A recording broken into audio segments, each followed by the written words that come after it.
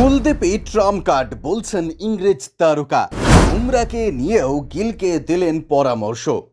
3 বছর আগে বার্মিংহ্যামে একমাত্র টেস্ট ছাড়া আর ভারত ইংল্যান্ড সিরিজের কোনো টেস্ট ম্যাচেই ভারতীয় বোলারদের ইংল্যান্ডের বাজবলের সামনে পড়তে হয়নি, যার ফলে আসন্ন ইংল্যান্ড ইন্ডিয়া সিরিজের সকলেরই আলোচনার কেন্দ্রবিন্দুতে।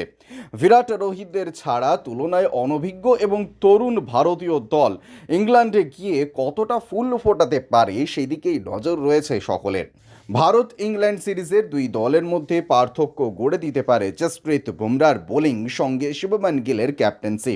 রোহিত বিরাটের মতন তারকাদের অনুপস্থিতিতে জাদেজা বুমরা পরামর্শের ওপর অনেকটাই নির্ভরশীল হতে চলেছে গিল। পাশাপাশি ভারত কিভাবে জো রুটকে থামাবে তার ওপরেও নির্ভর করবে এই সিরিজের ভাগ্য।